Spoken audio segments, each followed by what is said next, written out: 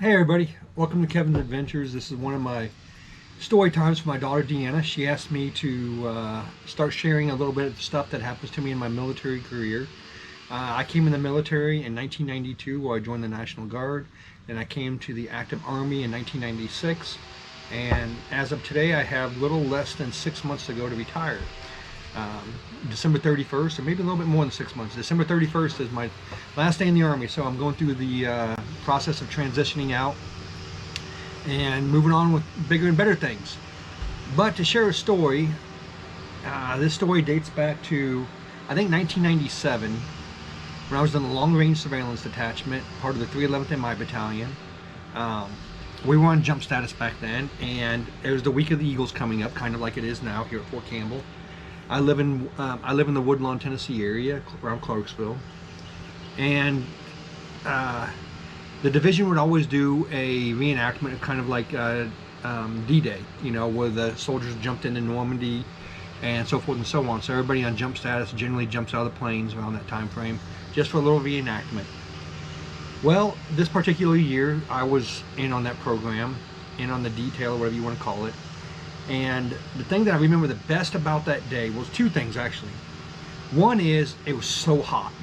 I remember someone telling me it was 97 degrees and plus over 100% humidity. And I was like, you've got to be kidding me. We sat outside and we just melted. Once you put your pack on, your parachute, and your reserve, there's no really taking it off. They don't want you to take it off because then you got to get re-inspected by the jump masters before you can get on the plane. And jumping out of an aircraft is not the best thing in the world to do in the Army. It's a toll on your body. It sucks. I've been beat up. I've been broken bones, concussions. It's not fun, you know. Shit just happens. So on this day, it was another day that I was not looking forward to jumping. I was a young specialist back then, probably, maybe even the PFC, I don't know. Long time ago.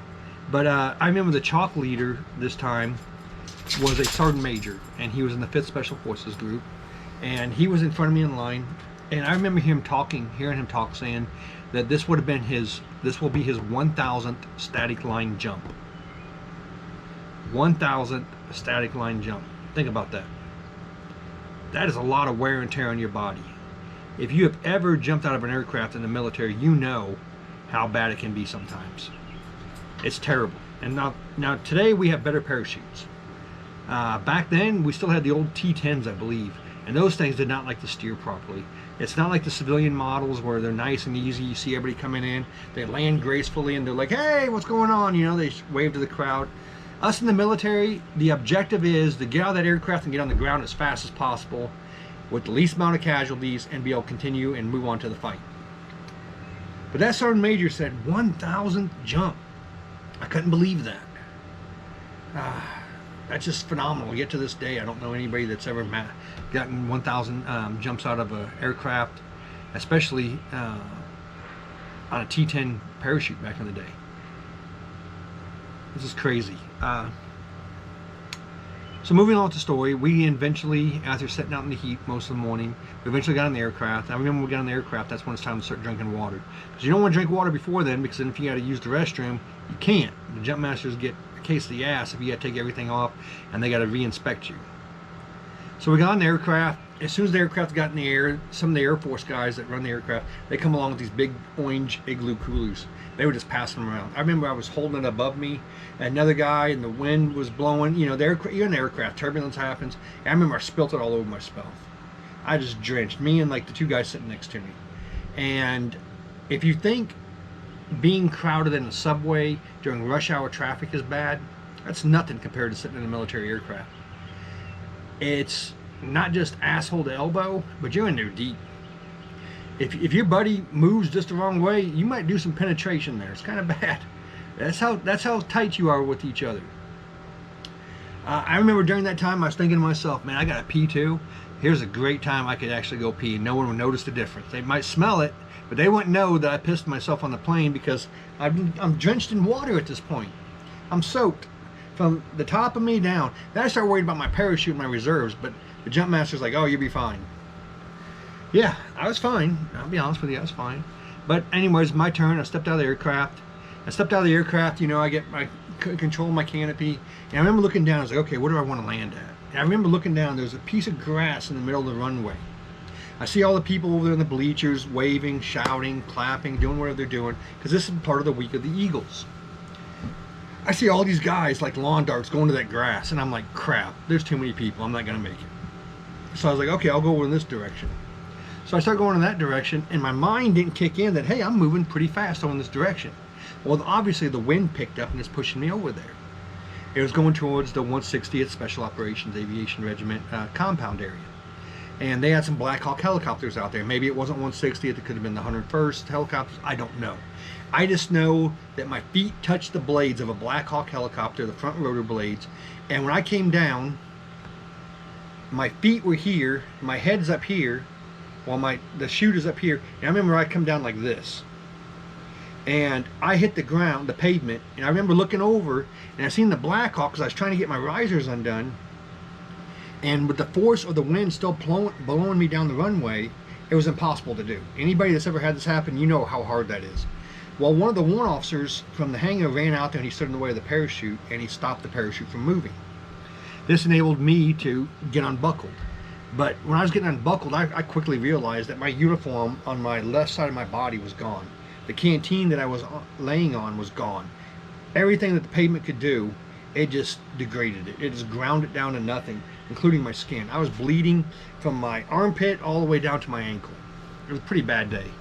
The warrant officer come over there, he helped me get everything ready, he get everything back in my the kit bag. And I mean, I'm just sucking. I'm hurting that bad. I think he did 90% of the work. He flagged down the medics. The medics come over there in a Humvee. They come over there, they picked me up in the back of the truck. And I remember looking up, and I seen that Sergeant Major sitting back there. I was like, well, he's lucky. They picked him up. Then I seen him again, and he had blood coming out of his mouth, and he was missing a tooth.